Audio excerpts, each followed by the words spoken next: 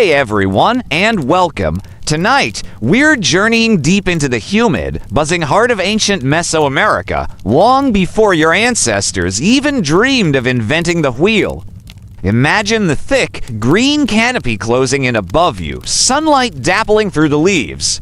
The air is so thick you could almost chew it, a mix of damp earth, exotic flowers, and something a bit musky, maybe that jaguar you almost stepped on a minute ago. You're trudging through the undergrowth, each step a squelch into the boggy earth, sweat trickling down your back, probably making friends with a few hundred mosquitoes who think you're a walking buffet. You're not just exploring, you're participating in one of humanity's most mind-boggling feats of engineering and sheer willpower.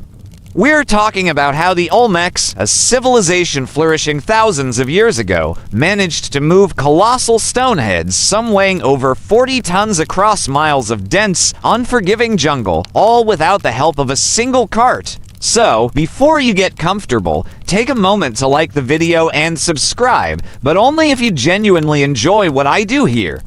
Let me know where you're retuning in from and what time it is for you in the comments below. Now, dim the lights, maybe turn on a fan for that soft background hum, and let's ease into tonight's journey together. You feel the oppressive weight of the jungle pressing in, a living, breathing entity that makes every step a deliberate act of defiance. This isn't your neatly manicured backyard. This is untamed, raw nature, where every rustle could be a harmless lizard or something significantly less friendly. You glance up, squinting at the faint sliver of sky, and wonder how anyone, let alone an entire civilization, managed to navigate this green labyrinth with anything heavier than a small basket of berries. Yet, the Olmecs, who thrived from roughly 1400 BCE to 400 BCE in what is now south-central Mexico, didn't just navigate it. They conquered it. Their signature achievement, and the reason we're all here tonight, are those magnificent, often brooding, colossal basalt heads. These aren't just big rocks. They're artistic masterpieces, each one a unique portrait, presumably of a ruler, carved with intricate headdresses and distinct facial features. You can almost feel the presence of these ancient leaders, their stony gazes piercing through millennia, silently daring you to figure out their secrets. 17 colossal heads have been discovered to date, primarily at 4 Olmec sites: San Lorenzo, La Venta, Tres Zapotes, and Rancho La Cobada.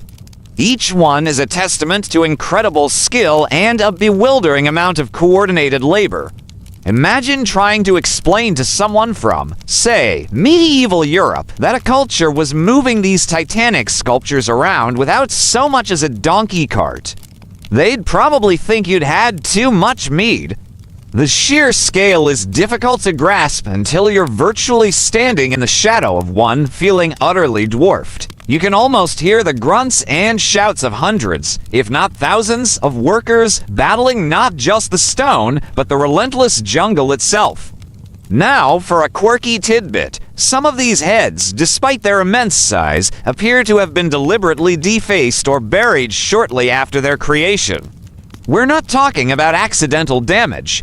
We're talking about intentional mutilation, like smashing in a nose or an eye, or even completely overturning the head and burying it. Historians still argue whether this was a ritual, perhaps signifying the death of a ruler, or an act of political vandalism by a rival group. You can almost picture an ancient Olmec foreman scratching his head and saying, "Really? We just spent 10 years moving this thing, and now you want to knock its teeth out?" It adds a fascinating layer of intrigue, doesn't it? These aren't just static monuments. They're dynamic artifacts with complex biographies. You wipe another bead of sweat from your brow, listening to the cacophony of unseen creatures around you. The air hums with life, a symphony of insects, birds, and the occasional distant roar that reminds you of your place in the food chain. This isn't just about moving a rock. It's about managing an enormous workforce in one of the most challenging environments on Earth. Think about the logistics for a moment, feeding hundreds of people, providing them with fresh water, dealing with injuries, snake bites, fevers, and the constant threat of predators. It's enough to make your modern project management software spontaneously combust. The basalt for these colossal heads didn't come from just anywhere. The Olmec heartland, while rich in farmland and rivers, wasn't exactly dotted with convenient basalt quarries. The closest known sources of this volcanic rock were in the Tuxtla Mountains, sometimes as far as 60 miles away from the major ceremonial centers like San Lorenzo. 60 miles through thick, swampy, snake-infested jungle, often uphill, sometimes downhill, always a miserable slog. Imagine receiving that order. All right, team, we need a nice big piece of basalt, about 20 tons. It's just a quick jaunt over to the mountains. Pack a lunch. Your heart probably sinks faster than a lead balloon in a muddy river. The sheer audacity of the plan is breathtaking. It speaks to a level of social organization, leadership, and communal effort that is frankly astounding. This wasn't a solo project. This was an entire community mobilized for a singular, massive purpose. You might grumble about your commute to work, but at least your boss isn't asking you to drag a multi-ton rock through a jungle for weeks on end. And then, once you get it there, you have to carve it, and then you might have to deface it. The life of an ancient Olmec laborer was, shall we say, eventful. So how did they do it? The leading theory involves a combination of land and water transport. First, the massive basalt boulders would have been painstakingly quarried and roughly shaped using stone tools. Then, the real fun began. Archaeologists believe the Olmecs constructed large balsa with rafts to float these monoliths down rivers during flood season, when the water levels were high enough to carry the immense weight. Think of it navigating a 40-ton stone head on a wooden raft down a swollen, unpredictable river. What could possibly go wrong? But the rivers didn't go everywhere. For the overland portions of the journey, the prevailing idea is that they used a system of sledges and rollers. Imagine laying down a path of logs, then heaving and pulling this giant stone head forward one agonizing inch at a time, then picking up the logs from the back and moving them to the front over and over and over again. Hundreds of people pulling on thick ropes likely made from plant fibers, chanting and coordinating their every move. One mistake, one slip, and someone could be crushed. The level of trust and teamwork required is almost unimaginable. Consider the psychological impact. When you finally completed such a monumental task, moving a stone god from a distant mountain to your village, it must have been an incredible display of power and prestige. Not just for the ruler it depicted, but for the entire community involved. It reinforced their collective identity, their connection to their leaders, and their place in the cosmos. It's like building the pyramids, but instead of pointy structures in the desert, you're making giant, stony faces in a jungle full of alligators. The scale of the undertaking also implies a sophisticated understanding of their environment. They knew the rivers, the flood cycles, the best routes, and the materials available for tools and leverage.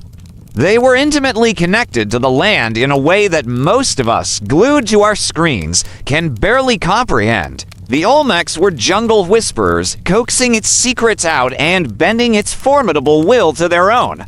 The entire process was a testament to human ingenuity and perseverance against incredible odds. You brush a leaf from your arm, feeling a slight itch that you hope isn't a stinging insect. The thought of moving these monoliths makes your muscles ache in sympathy, even though you're just sitting here.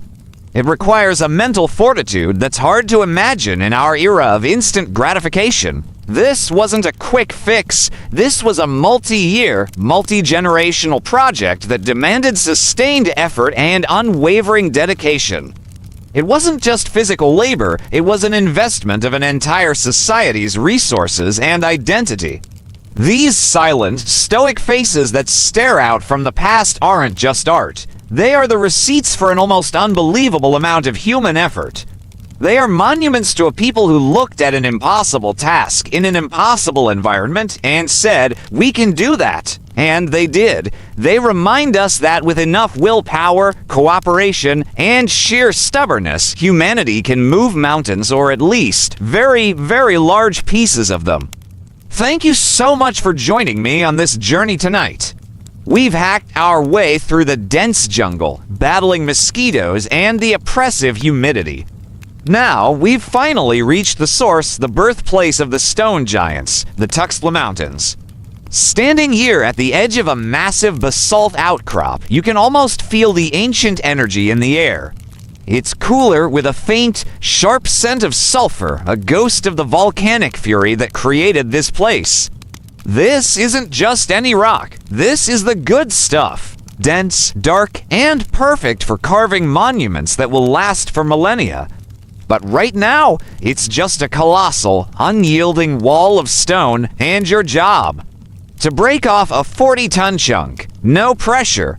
Your Olmec foreman is giving you that look, the one that says, "Get to it," but how? You look at the sheer rock face, a giant puzzle with no seams. You don't have dynamite, you don't have diamond-tipped saws. You barely have metal tools. Your entire toolkit is basically just your own brain, sheer muscle power, and a whole lot of patience. So, how did they do it? The prevailing theory is as ingenious as it is brutal: fire and water. Picture this. A team of workers builds a massive fire right up against the chosen section of the basalt. For days, maybe even weeks, that fire roars, its intense heat radiating out, making the humid air shimmer. The goal isn't to melt the rock, but to heat it so thoroughly that it strains under its own temperature. You can feel the sweat pouring down your face just thinking about it. After days of this intense heat, the real drama begins. Lines of laborers carrying heavy gourds and clay pots filled with cool water rush forward. They douse the superheated rock, and the sudden, extreme temperature change is a massive shock to the stone. It's like plunging a hot glass dish into cold water, but on a geological scale. You hear it before you see it, a deep groan, followed by a loud, satisfying crack as fissures and cracks spider web across the surface.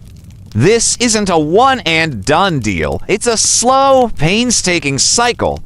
Heat, douse, chip away the loose bits, and repeat, over and over again. If you're lucky, a huge section cleaves off cleanly. If not, it's back to the fire pit. It's a testament to their persistence, chipping away at a mountain with the most basic elements. But let's add a little flavor to this. Some archaeologists believe these quarry sites weren't just industrial zones. They were sacred spaces. Imagine the air, thick not just with smoke, but with the smell of burning copal incense, offerings made to the mountain spirits. The act of taking such a massive piece from the earth wasn't just construction, it was a spiritual negotiation. You might hear the low, rhythmic chanting of workers, a steady beat accompanying the constant asterisk thud, thud, thud asterisk of stone hammers. This isn't just a job, it's a communion with the very bones of the earth. Once a huge chunk of basalt is finally free, the next phase begins immediately, the rough shaping. You see teams of sculptors, not just laborers, swarming the block. They're using hammerstones, harder rocks like dolerite, to chip away at the monolith.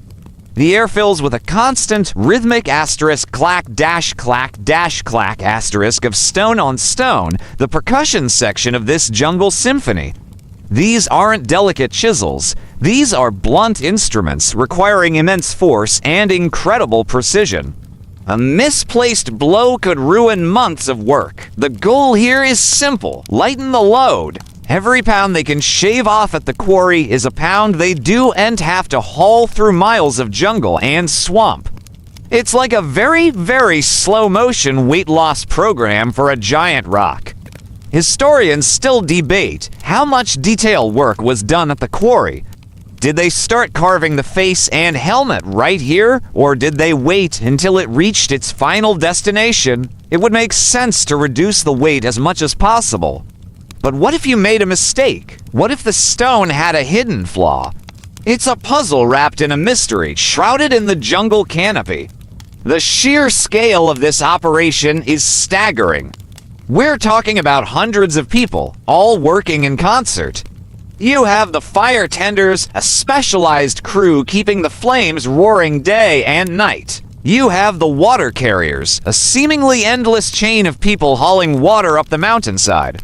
Then you have the stone chippers, the sculptors, slowly transforming raw nature into nascent art, and overseeing it all are the supervisors, making sure the entire project moves forward, one tiny chip at a time. My shoulders ache just thinking about the physical toll.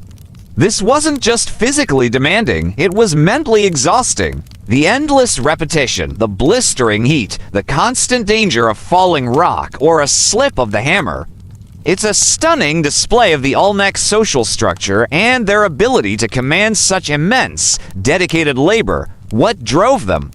Was it pure devotion to their ruler? Was it fear? Or was it a deep-seated sense of communal duty, a shared drive to create something magnificent for their civilization?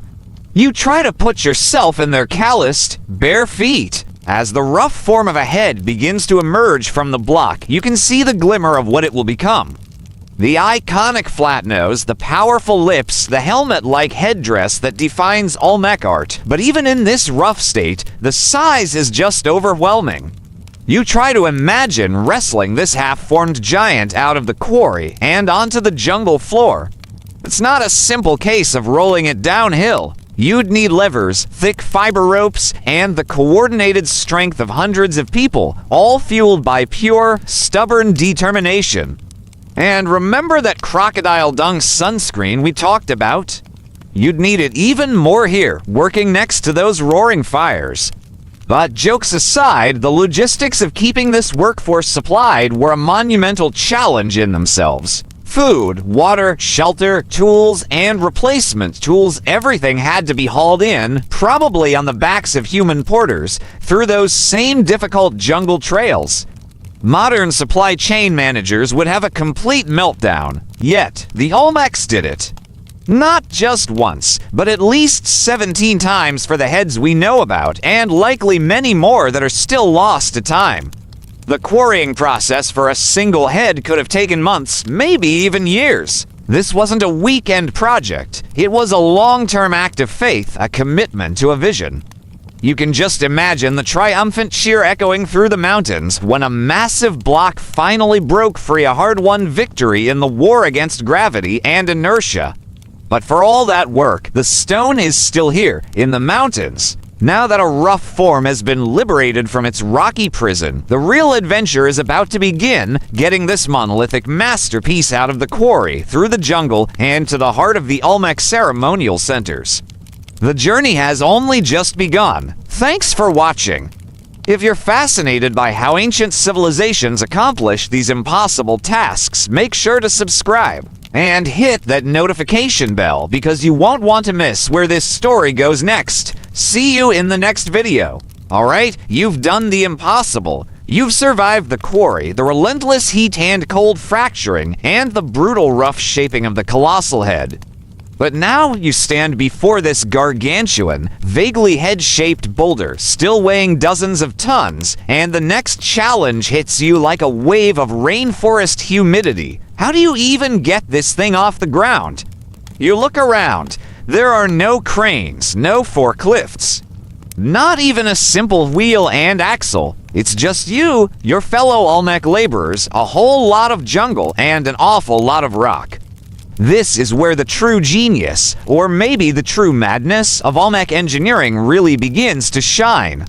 The mainstream historical view on how they moved these immense stones involves a combination of leverage, ramps, and pure, unadulterated human muscle. Picture it. Hundreds of men, bodies glistening with sweat, muscles straining, gathered around the colossal head. You're part of this human ant colony, and every single person is playing a small but crucial role. The first step would have been using massive wooden levers, probably made from sturdy tree trunks, to incrementally lift the stone. It's like a giant game of lift and shimmy. You throw your weight down on one end of a lever, and the other end, wedged under the head, lifts it ever so slightly. As the head rises a few inches, you and your comrades scramble to slide smaller logs or packed earth and stones underneath it, securing the new height. Then, you do it all over again, slowly but surely raising the head high enough to be placed onto a prepared wooden sledge or a series of rollers. You can hear the grunts, the synchronized breathing, the sharp shouts of the form in a rhythmic symphony of human effort. It's an exhausting dance of strength and coordination. Each movement is measured, each lift a hard-won triumph. You feel the strain in your back, your arms, your very soul as you push against the rough-hewn lever, watching that stone slowly, agonizingly rise. Now for a quirky thought. Some theories suggest the Olmecs might have used a principle similar to the walking or rocking method. Instead of just lifting it straight up, they could have intentionally unbalanced the head, rocking it back and forth, and incrementally sliding supports under each side as it tilted. Imagine a colossal, silent dance, the head swaying gently as it slowly inches its way up. This would require incredible precision and a deep understanding of the stone's center of gravity. You almost expect it to sprout legs and just walk out of the quarry itself. A little joke to lighten the mood, because the reality was probably far more grueling. Once the head is somewhat elevated, the next challenge is getting it onto something that can actually move. Historians still debate whether they primarily used solid wooden sledges, basically large, flat platforms pulled over greased tracks, or a system of rolling logs.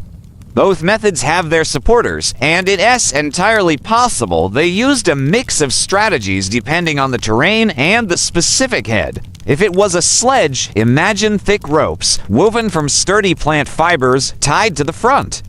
You're one of hundreds pulling these ropes, feeling the raw, abrasive fibers dig into your hands, even through any protective padding you might have. The friction alone would be immense, requiring constant lubrication of the tracks with water, mud, or even slippery plant resins. If it was rollers, the logistics get even more complex. You'd need a constant supply of perfectly round, sturdy logs to place under the head. As the head rolls forward over one log, that log becomes free at the back. You or another laborer would then have to rush to carry it to the front, placing it back under the moving stone. This creates a perpetual motion machine of logs, constantly being picked up and laid down. You can imagine the precision needed to keep the head moving smoothly without veering off course or, even worse, rolling off the logs and crashing back to the jungle floor, potentially crushing anyone in its path. Your foreman would probably have a very colorful array of Olmec expletives ready for such a catastrophe. The initial journey out of the quarry and through the immediate jungle would have been the first major hurdle. The terrain here is rarely flat. You're dealing with inclines, declines, narrow passages, and constantly shifting earth. To manage inclines, ramps would have to be built using packed earth, logs, and stones. Every single rise in the land would require a monumental effort, as gravity constantly tries to drag the colossal head back down. You can feel the collective sigh of relief, or maybe a grunt of sheer exhaustion, when a particularly steep incline is finally conquered. And consider the ropes. These weren't modern synthetic fibers. They were made from natural materials, probably twisted vines or agave fibers. These ropes would stretch, fray, and eventually snap under the immense tension.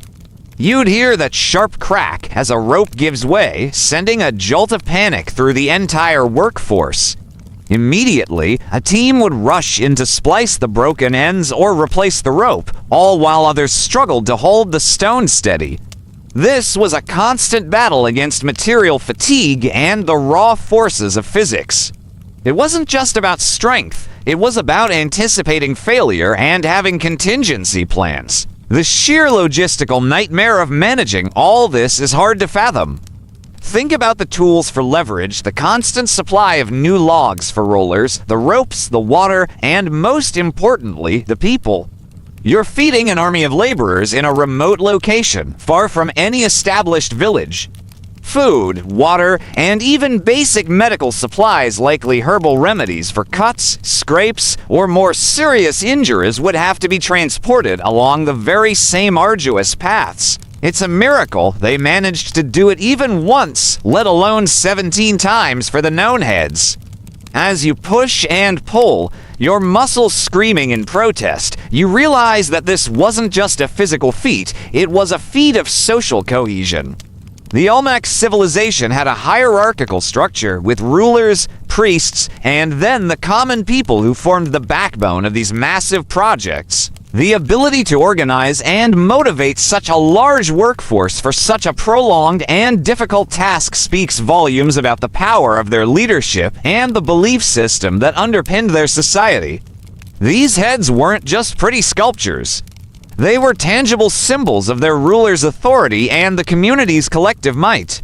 Finally, you see the rough-hewn path opening up ahead, leading away from the immediate quarry site. The jungle still looms, but the most immediate obstacle of liberating the stone seems to be behind you. You glance back at the progress, a small satisfaction swelling in the face of this monumental achievement. But you know this is just the beginning of the long-distance haul. The real struggle of traversing miles of challenging terrain, of conquering rivers and swamps, still lies ahead. You take a deep, shaky breath, knowing that the most brutal part of the overland journey is only just beginning. Thanks for watching. If you're fascinated by ancient mysteries and incredible engineering, be sure to subscribe and hit that notification bell so you don't miss our next video, where we'll follow this stone head on its epic journey across the landscape. See you then. You've done it. You've wrestled the colossal head from its mountain cradle, you've painstakingly inched it through the unforgiving jungle terrain, and now you stand at the edge of a winding river. Its waters are a murky brown from the churned-up earth, reflecting the dense canopy above. The colossal stone, still uncarved, sits precariously on its wooden sledge. You look at the river, then at the stone, and then back at the river. A single, weary question forms in your mind. How? Well, here's the answer, and it's a brilliant piece of historical detective work. The Olmecs didn't see these rivers as obstacles, they saw them as highways. The mainstream historical consensus is that they strategically utilized the extensive river systems of their heartland. During the rainy season, when the rivers swelled, these waterways transformed into efficient transportation routes, natural corridors winding through the dense jungle.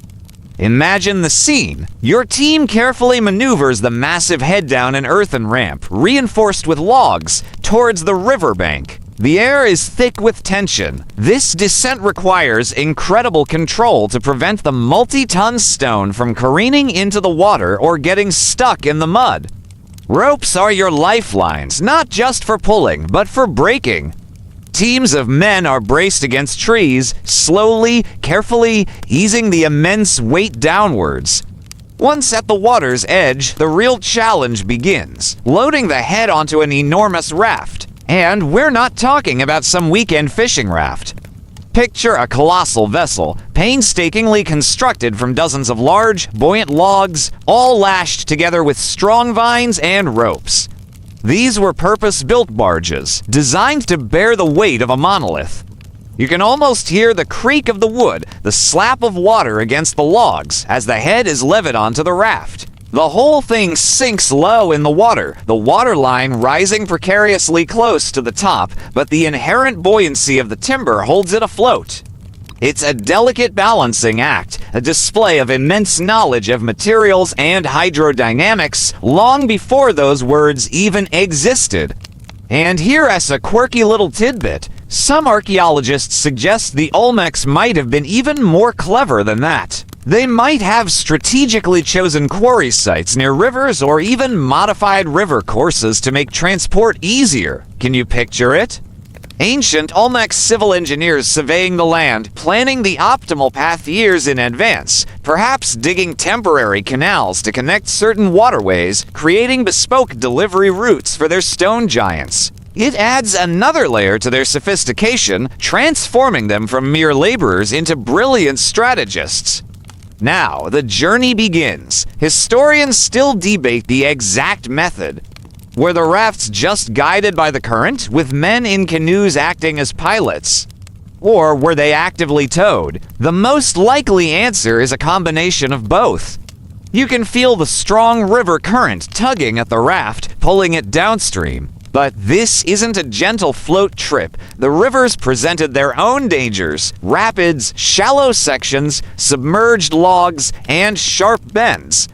Teams of men, both on the raft and in accompanying canoes, would use long poles to push off the riverbed and banks, steering the lumbering craft, ensuring it didn't run aground or collide with obstacles. This river journey could have lasted for days, even weeks, covering distances that would have been completely impossible over land. The monotonous green tunnel of the jungle would be your constant companion, the hum of insects and animals a steady soundtrack.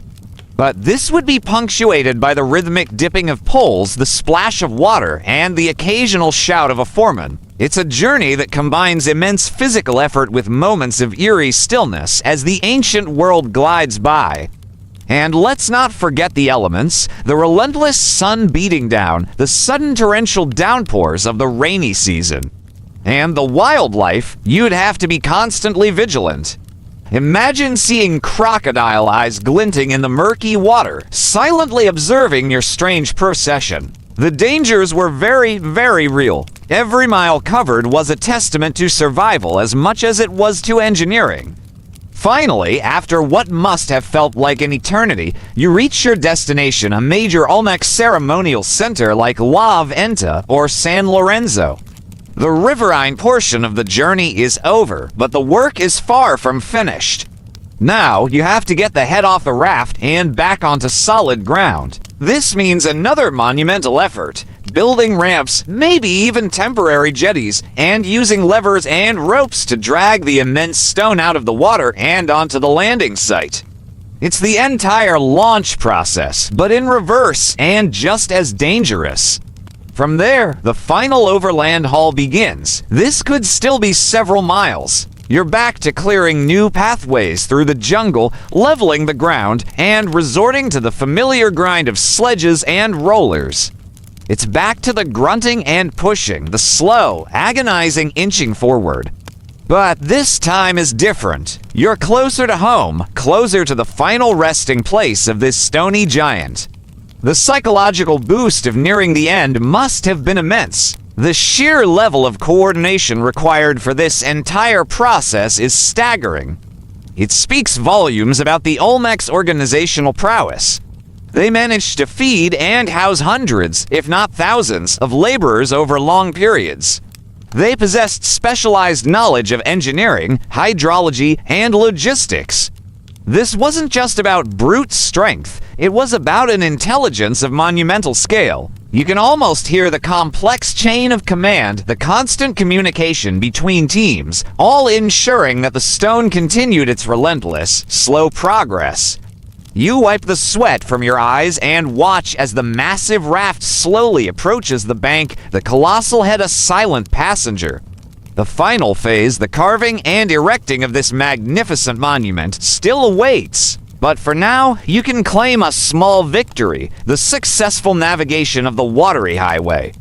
You reflect on the sheer scale of human ambition on display here, the desire to create something so enduring, so powerful, that it would speak across millennia. These aren't just rocks, they're the embodiment of a civilization's will.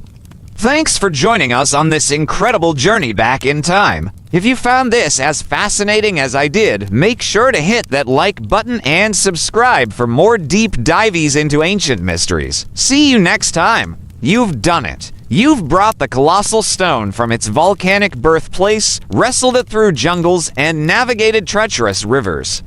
After weeks, maybe months, of relentless toil, you stand exhausted but filled with awe on the hallowed ground of an Olmec ceremonial center. Before you is the massive, still largely uncarved block of basalt.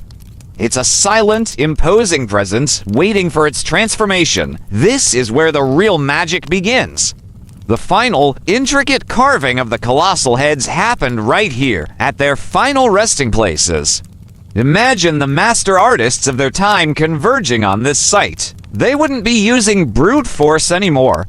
Instead, you'd see them with smaller, refined hammer stones and abrasive stones meticulously chipping away at the basalt. Slowly, ever so slowly, they reveal the contours of a face, the intricate details of a helmet, and the unique features of a powerful ruler. The constant, rhythmic tap-tap-tap of their tools would have filled the air, a steady percussion against the jungle's own symphony. This was a process of extreme patience and precision. They used harder stones to peck and abrade the softer basalt, gradually shaping the eyes, the nose, the lips. In the final stages, they would have polished the stone using sand and water to create a smoother, more refined surface, giving the stone a subtle sheen that would catch the dappled sunlight. You can almost feel the rough texture under your fingertips, imagining the countless hours spent on each curve, each line. It's a profound testament to an unwavering artistic vision. But there's more to this than just stone carving. Here as a quirky tidbit, the Olmecs were among the first Mesoamerican cultures to develop complex calendars and early forms of writing. While the heads themselves don't have text carved on them, their creation and placement were likely tied to significant dates or astronomical alignments. Picture an Olmec astronomer priest observing the stars, calculating the perfect, most auspicious moment to unveil a new head, ensuring its spiritual power was maximized. It adds a layer of cosmic significance to this incredible earthly endeavor. So, what was the precise purpose of these heads? Historians still debate this. Were they simply portraits of powerful rulers, immortalizing their likeness for all time? Or did they serve as something more? Perhaps they were divine guardians of the ceremonial centers, connecting the living world with the spiritual realm. Some theories even suggest they were linked to the sacred Mesoamerican ballgame or served as focal points for complex public rituals. This very ambiguity is what makes them so compelling. As you stare into those stony eyes, you can't help but wonder what secrets they truly hold.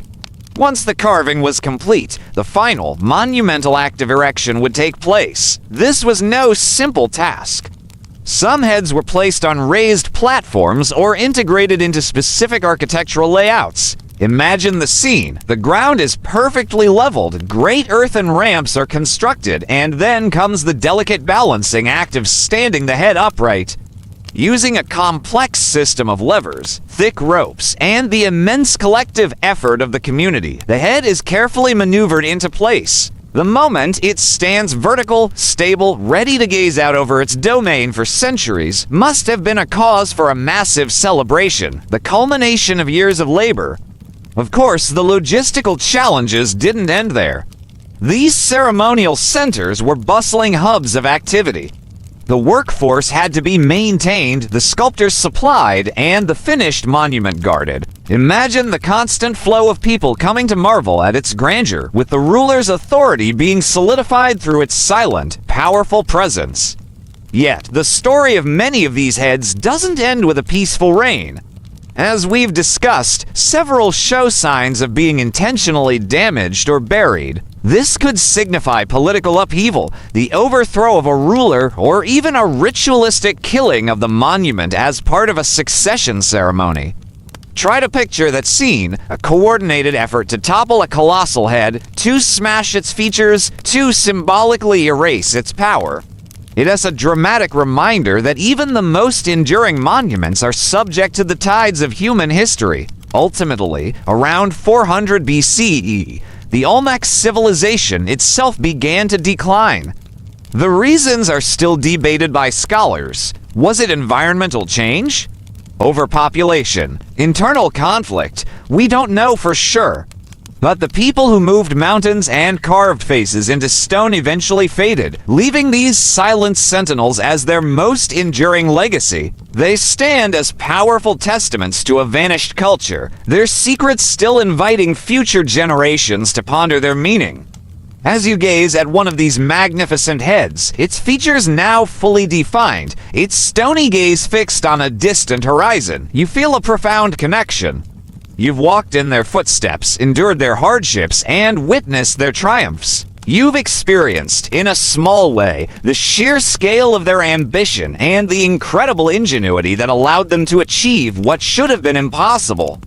They moved mountains, both literally and figuratively, leaving an indelible mark on the story of human civilization. The humid air begins to soften around you. The jungle sounds recede into a low hum. The colossal heads, once so imposing, now seem to melt into the ancient landscape, their features softening in the fading light. A sense of quiet calm settles over you as the last echoes of ancient labor fade from your mind.